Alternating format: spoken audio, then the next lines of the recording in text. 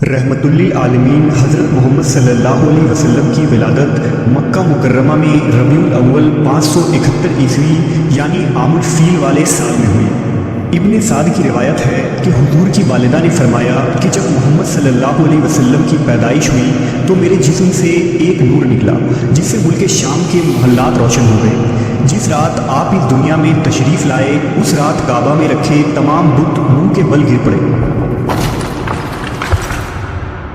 और इस तरह के बेशुमार मौजज़ात का ज़हूर हुआ जो इस बात की अलामत थी कि इस कायनात का रहबर और हादी इस दुनिया में तशरीफ़ ला चुके हैं।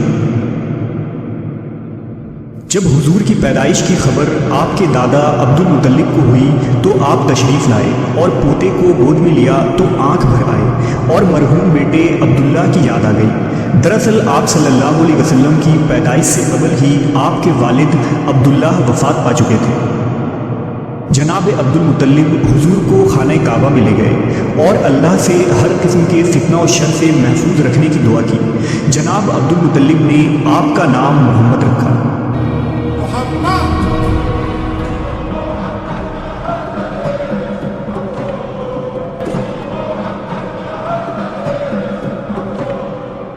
हुजूर सल्लल्लाहु अलैहि वसल्लम ने 3 दिन तक अपनी वालिदा बीबी आमना का दूध पिया और फिर अबू लहब की बांदी सोबिया ने आपको दूध पिलाया। अरबों में रिवाज था कि परवरिश के लिए शेरखान बच्चे को देहात में भेज दिया जाता था ताकि देहात के साफ आबो हवा और कुदरती ग़िज़ा के ज़रिया उनकी अच्छी तरह परवरिश हो। दरअसल उस ज़माने में बनु साद और बनु बकर की औरतें मक्का आती थीं और नौमौलूद बच्चों को अपने साथ परवरिश के लिए ले जाया करती थीं। लिहाजा जब बनु साद कुरैश के इलाके में आए तो औरतों ने मालदार घरों से बच्चों को गोद ले लिया ताकि उन्हें ज़्यादा से ज़्यादा माल और दौलत और इनाम वकराम मिल सके। लेकिन जब उन औरतों ने बीबी आमना के लाल को देखा और ये पता चला कि ये बच्चा यतीम है तो माल ना मिलने की उम्मीद से आप सल्लल्लाहु अलैहि वसल्लम को किसी ने भी गोद लेने से इनकार कर दिया। उन्हीं औरतों में दाई हलीमा भी थी जो निहायत ही गरीब खातून थी और उनकी ऊँटनी भी लावर थी। जब हलीमा सादिया की नज़र हुजूर सल्लल्लाहु अलैहि वसल्लम पर पड़ी तो मोहब्बत का ठाटे मारता समुंदर उनके सीने में मौजज़र हो गया। लिहाजा बीबी हलीमा ने आप सल्लल्लाहु अलैहि वसल्लम को गोद लिया और अपने कबीले की तरफ चल पड़ी। मोहम्मद सल्लल्लाहु अलैहि वसल्लम की गोद में आते ही बरकतों का ज़हूर शुरू हो गया। बीबी हलीमा की ऊँटनी जो निहायत ही कमज़ोर थी उसके थन दूध से भर गए। जब काफिला कुछ दूर पहुंचा तो ऊँटनी खुशी खुशी काफिले से आगे आगे चली जा रही थी। इस पर काफिले वालों ने पूछा, ऐ हलीमा, क्या ये तेरी ही ऊँटनी है या कोई और है? हलीमा सादिया के शौहर हारिस ने भी ये सब महसूस करके अपनी ज़ौजा से कहने लगे, हलीमा, ये तो बहुत बरकत वाला बच्चा है। हलीमा सादिया ने कहा, वाकई मुझे भी यही उम्मीद है कि ये निहायत ही बाबरकत बच्चा है और खुदा की रहमत बनकर हमको मिला है। जब बीबी हलीमा सादिया काफिले के साथ अपने गांव पहुंची तो वहां सख्त कहर पड़ा हुआ था। तमाम जानवर के थन में दूध सूख चुके थे। लेकिन हुजूर सल्लल्लाहु अलैहि वसल्लम को लेकर जब बीबी हलीमा अपने घर में तशरीफ़ लाईं तो बकरियों के थन दूध से भर गए। बीबी हलीमा खुद फरमाती हैं कि अब रोज़ाना मेरी बकरियां चरागाह से वापस आती तो उनके थन दूध से भरे होते, जबकि हर तरफ सूखा पड़ा था और लोगों को अपने जानवरों से एक कतरा दूध तक न मिलता था। लिहाजा मेरे कबीले वालों ने अपने चरवाहों से कहा कि तुम लोग भी अपने जानवरों को उसी जगह चराओ जहां हलीमा की बकरियां चरती हैं। मगर यहाँ चरागाह या जंगल का कोई दखल ही ना था। ये तो रहमतुल्लिल-आलमीन मोहम्मद सल्लल्लाहु अलैहि वसल्लम की बरकत का फैज़ था जिसको मैं और मेरे शौहर के सिवा मेरी कौम का कोई शख्स नहीं समझ सकता था।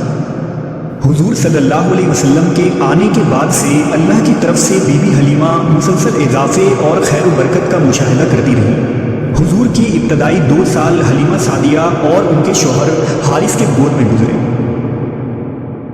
2 साल का अरसा गुजर जाने के बाद नबी सल्लल्लाहु अलैहि वसल्लम की नशोनुमा और तंदुरुस्ती का हाल दूसरे बच्चों से इतना अच्छा था कि 2 साल में ही आप खूब अच्छे बड़े मालूम होने लगे थे।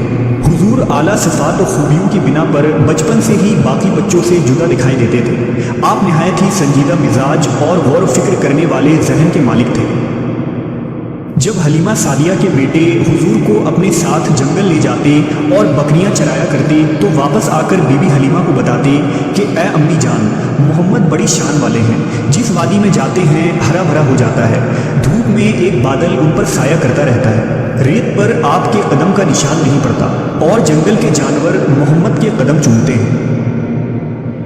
ایک روز آپ صلی اللہ علیہ وسلم کے دودھ شریک بھائی دوڑتے ہوئے حلیمہ سعدیہ کے پاس آئے اور بتایا کہ 2 آدمیوں نے محمد کا پیٹ چاک کر دیا ہے۔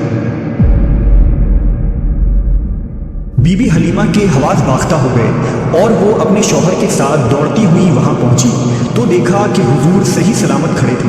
جب حضور سے پوچھا گیا کہ آپ کو کیا ہوا تھا تو آپ صلی اللہ علیہ وسلم نے بتایا کہ سفید کپڑے والے 2 آدمی آئے تھے، انہوں نے مجھے لٹا کر میرا سینہ چاک کر دیا اور اس کے اندر سے ایک خون کا لوتھڑا نکالا، پھر اسے سونے کے ایک تشت میں رکھ کر آب زمزم سے دھویا اور پھر اسے اسی طرح اپنی جگہ رکھ کر سینہ بند کر دیا۔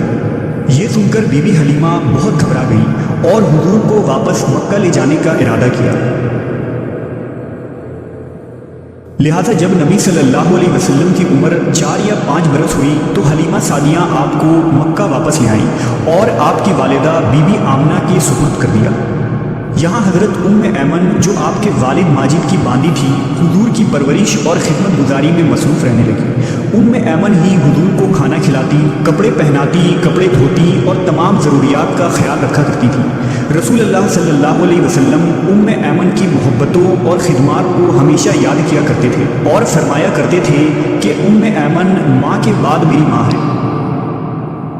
ابھی حضور کو اپنے والد کے سائے سے محرومی کا شعور بھی نہ تھا کہ آپ کی والدہ بی بی آمنہ بھی وفات پا گئی، لہذا اب آپ کی پرورش کی ذمہ داری آپ کے دادا جناب عبد المطلب نے لے لی۔ جناب عبد المطلب کو اپنے پوتے سے نہایت ہی محبت و الفت تھی۔ عبد المطلب اکثر آپ کو اپنی گود میں بٹھاتے اور فرماتے اس بچے کا مقام بلند ہے، یہ سید و سالار ہوگا۔ پھر آپ صلی اللہ علیہ وسلم کو آغوش میں لے کر اپنے پاس بٹھاتے اور محبت سے آپ کو چومتے۔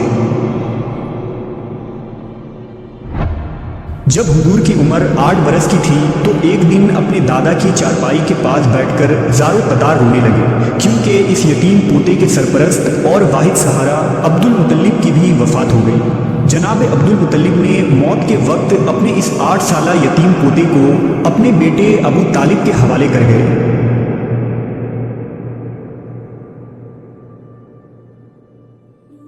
اللہ کی طرف سے رسول اللہ صلی اللہ علیہ وسلم کو یتیم رکھنے کی بہت ساری حکمتیں تھیں۔